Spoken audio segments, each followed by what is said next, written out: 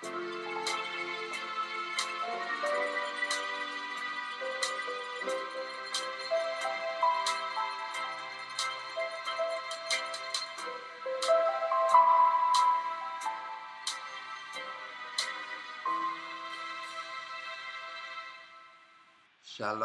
ladies and gentlemen.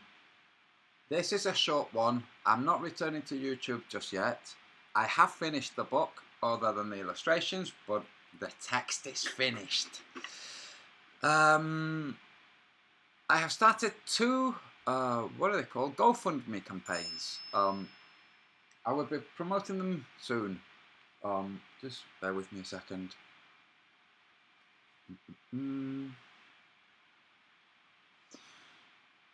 I hope everybody's doing well. Just need to do a text.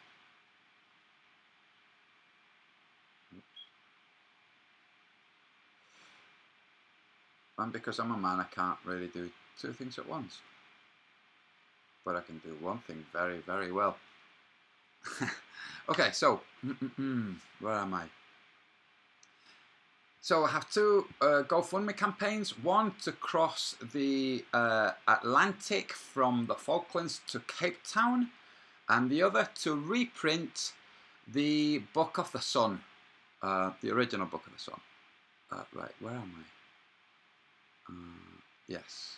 So this is just a short video, and when I come back, I will be promoting those things properly. They bear promoting. So let me go here. First, we're going to see my filaments. What do they look like when agitated? Like this. Can you see what they look like? Let's just do that. Show that slowly. This channel is Styropyro, who's a genius. He's just a dude that's a genius with things like lasers and microwave radiation, electromagnetic fields.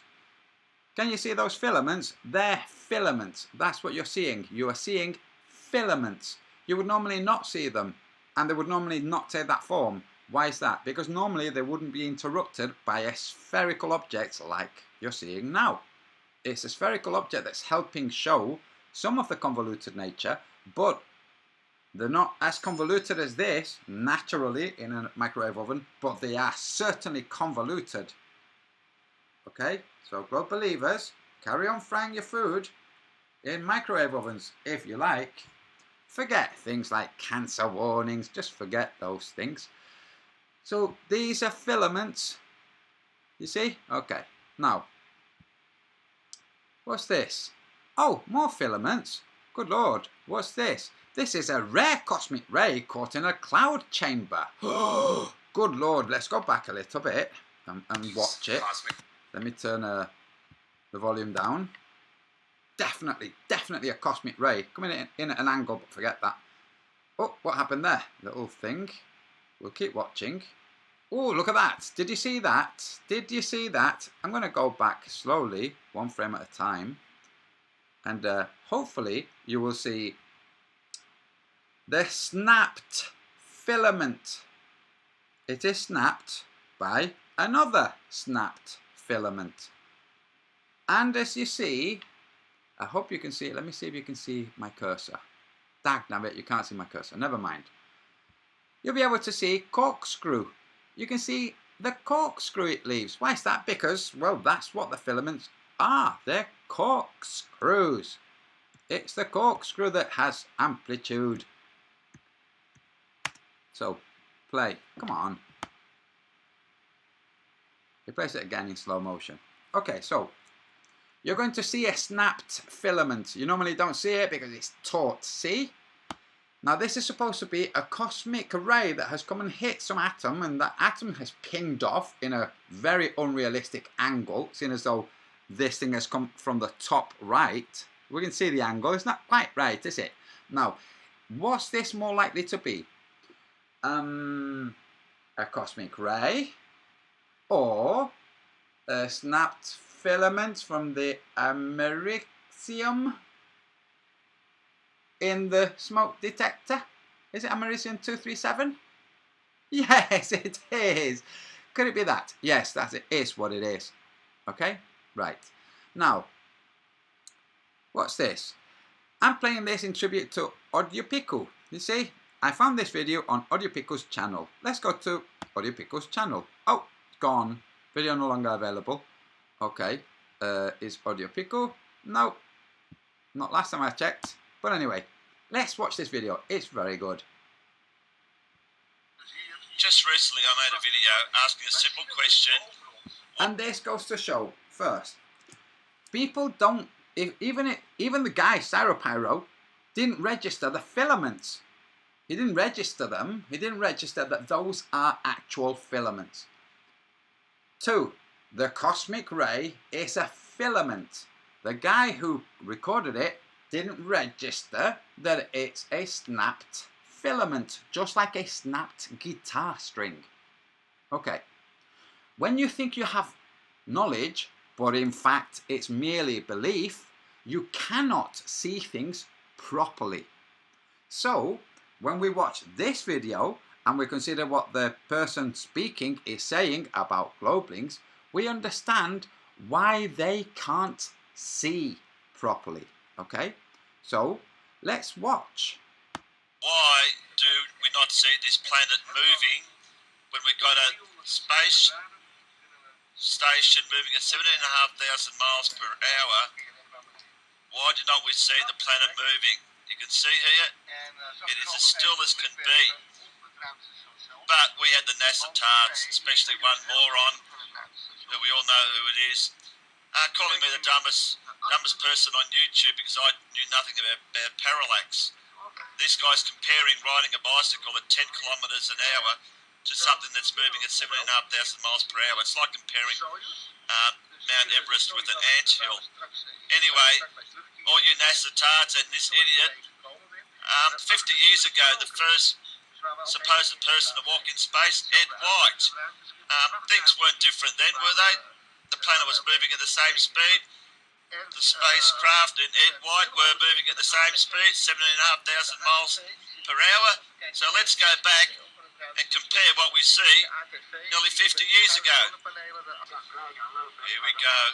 Ed White, first man. For those who don't already know, this is stop motion animation. The same as in Britain, Wallace and Gromit. Or those that are older, maybe you might remember the Art Attack with Tony Hart. Morph, a little character made out of clay. This is claymation. This is basically what we're watching. And walk in space. But they got it better than they get it now from the ISS. Have a look at that planet moving behind him. It is flying. It's flying at 17,000 miles per hour. And obviously, Groblings believed that this was real footage. Same speed, 17,500 miles per hour, 200 miles above Earth, just like the space station. White floats in space. Have a look at the movement here. It is incredible. Must be real. Must be real, because a thermal glove went out, right? Nobody would be able to think of throwing something in there to make it look real. No. All you NASA tarts, especially the moron. How's the parallax going here? Let's just keep watching this shit. And all of a sudden, the planet's moving the other way. Look at the speed, it's actually moving. It's at normal speed, you can tell by the voice. I'm not speeding this up. Have a look at the speed. And explain how all of a sudden the planet moves the other way. Now, I'll say this one more time. I've said it before. During the Gulf War, some British airmen were captured by Saddam Hussein's forces. They gave a video interview saying that Saddam Hussein was great and everybody should stop picking on him. And whilst they were speaking, they were tapping, one of them was tapping his finger as if to emphasize every point. He was tapping his middle finger on the table as a sign that he was speaking on the protest. When people are making videos about, you know, orbiting spacecrafts, if they're doing it on the protest, they might do something like shift the orientation of the rotating Earth. Okay? It's not done to gaslight. It's done to show protest. Look how quick this is going. In other words, to whistle blow. It seems to be going even quicker here. Wow, a lot more cloud here all of a sudden. Let's compare it to this shit. This is the question I asked. There's no movement at all here, Mr. NASA Tards. Come on, Mr. Parallax Man, let's try and debunk this one. Look at this shit, it's not even moving. As compared to 50 years ago. Look. Again, the vehicles are supposedly moving at the same velocity. Okay, which means the Earth under the ISS should be rotating like this Earth is rotating in this video. Either that or one is false, or both. Impossible for both to be real, that's for sure. So is this one false? This comes from NASA. In which case, if you, GlobeLink, think, oh no, that one is false, but the new ones from the ISS, that's real, you're saying the guys who lied and made this one and pretended it was real, those guys are now honest. That's your thinking. Okay, see how far that thinking gets you in life. Look at the movement of our planet here. It is absolutely flying. Come on, Mr. Parallax Man and that's the Tards. I want you to debunk this. What's changed in 50 years? Look at this. Absolute stillness compared to this one here. And I'm the dumbest fuck on YouTube, am I? Huh. You might want to look at yourself in a mirror, Mr. Parallax Man. Don't let GlobeLinks rile you up though. Just, it's not their fault, guys. It's not their fault that the GlobeLinks. Look at the speed 50 years ago, but all of a sudden now, it's slowed down to nothing compared to this. Come on, NASA Tards, please try to debunk this one and see who the biggest moron on fucking YouTube is. Ooh, feisty. Now we're going to look at this. Just a very quick little shot. Boat speed, 28.8 knots. Over on the right, where it says 27.6, that's the true wind speed. CTWS, true wind speed. 27.6. Oh, looks like the boat speed in this sailboat is faster than the wind. If you want to watch it yourself, this is the video. There you go. Enjoy. This was just to show boats can and do go faster than the wind. They can go slower than the wind, of course, but they don't have to go slower than the wind. So certain GlobeLinks out there don't understand this. Now they've seen video footage of it. I've, like I said, started a GoFundMe campaign to prove this absolutely, irrefutably, the only way that it is provable, which is sailing from, say, Argentina or the Falklands to Cape Town. That's the only way to prove the distance as shown in my map by checking the true knots. The GPS knots in the south are different to GPS knots in the north. Okay? Okay. Now, let's look at this. Poor guy over here on the right is going to prove that the Earth is a sphere with shadows. Casey at the Saskatchewan Science Centre, and we've got two identical sundials set up. Right now, since they're in the same place, the shadows are the same length. But Remember what I said, when you think that you have knowledge but really it's belief and you don't actually see what's in front of your face? We've just seen an example of it. I'm going to show it right now. I took the liberty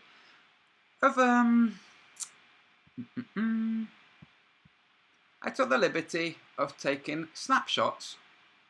Is it this? Yep, here. Okay, so here we have what that guy just showed. Can you see it's just two snapshots?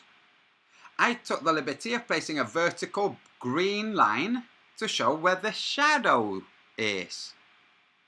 Good Lord, two identical devices made by some technology college, placed at the same location at the same time, you obviously see that the top one's shadow is longer than the bottom one's. Yes. Why is that? Because it is longer. Why is that? Because the sun is not what people think it is. Good heavens. Could it be? Don't say it is. Is it really? Yes, it is. Okay, so back to here. So you can do this yourselves, guys. Just let me just close some windows that I don't need.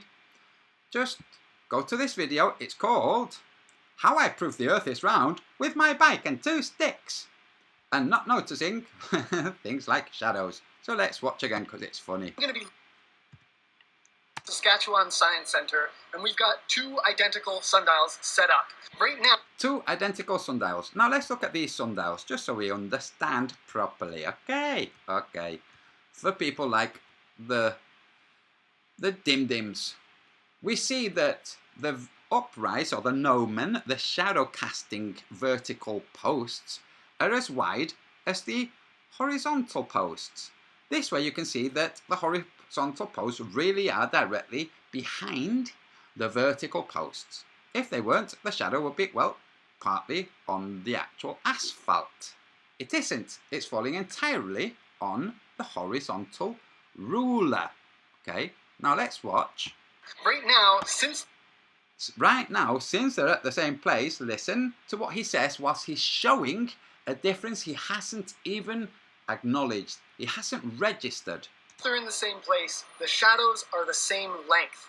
But I'm Are they really? going to be leaving one of them here with you, okay? See? You see the shadow? So let's go from the edge of the E. Like that. Okay, let's go back. And we've got 2 identical sundials set up. Right now, since they're in the same... There. You see the edge of the... Can you see how this one's rather a lot longer? You see edge of the E and shadow. Okay, so meter, half a centimeter, and then shadow fades out. Let's look at the other one. Same place, the shadows are the same length. Not, they're not. But look, can you see? I'm going to be leaving one of them here with you, okay? See how the shadow fades at the edge of the E, and the other one is half a centimeter more, like, extended? Yes, this is what happens with globelings. This is why I say it's not their fault. They can't process reality properly. We have this going on in the world.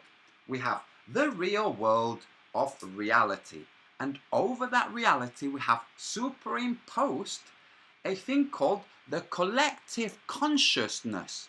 The collective consciousness says shadows fall of identical length when from 2 identical objects at the same time. And that's what they see, even though the real world says, no, that's a superimposed idea. That's not what's going on. Look clearly, look properly. Okay. Now, this from Physics Girl. This is just a little something.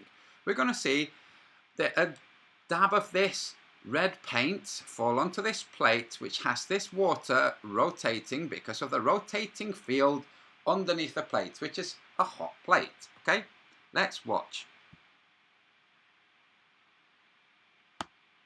Okay, we just saw how it went over the drop, and obviously it's basically dissolving the drop and diffusing it.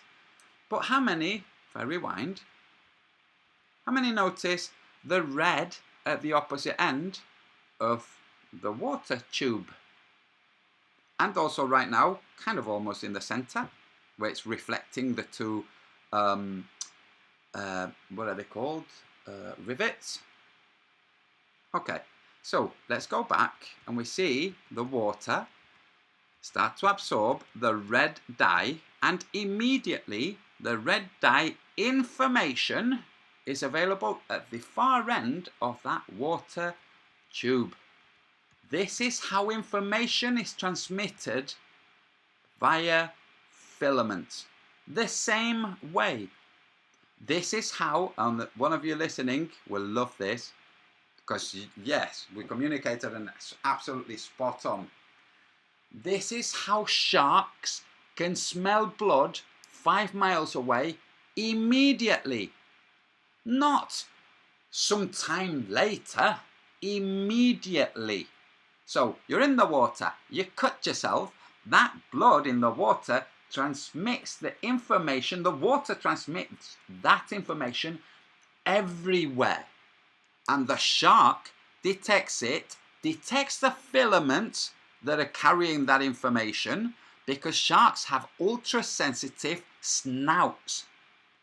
They're ultra-sensitive to electromagnetic pulses or electromagnetic energies or vibrating filaments. This is why white sharks can't be kept in tanks. They die. They go crazy and they die.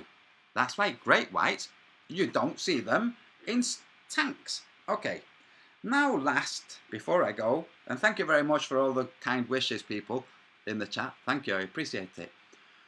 I'm just going to show one more thing. Give me a second.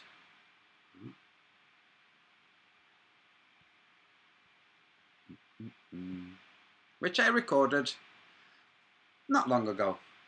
All you guys out there who have gaffer tape or gaff tape, maybe get your gaff tape out and try this, okay?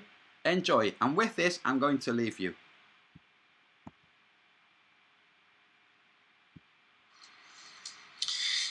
Ladies and gentlemen, welcome to the Book of the Sun, Blowing Minds. It's just a little short video. I'm not coming back to YouTube yet. I haven't got my flamethrower lit up for destroying charlatan flat earthers, which is what I'll be doing when I come back. Every single flat earther out there who displays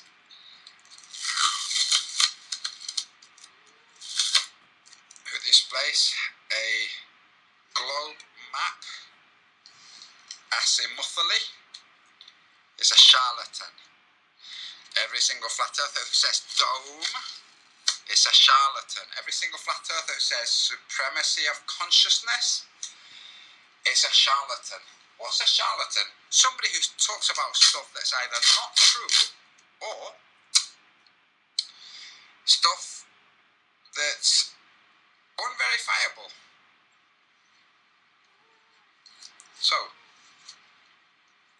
let me switch the light off. Maybe you'll see what I'm doing better. I'm going to do it facing the mirror. Hello, piece of gaffer tape. Hey, what's that light? What's that line of light? Hey, what's that? Huh? What the heck? What is that? What is that light? Where the adhesive is splitting the filaments that are binding it together. Huh? Is that why fire is fire? Because the filaments are being... Get down, Loki. Right, down. You just knocked a painting over, like, properly on purpose. I told him not to do it before. I said, yeah, now that you're distracted, now I'll do it. What are you going to do now, bitch? That's what it does. The other day, I made myself a beautiful bath with lovely salts and all kinds of lovely, healthy stuff. And he came in, I'm soaking in there for a while. He comes in and starts lapping it up.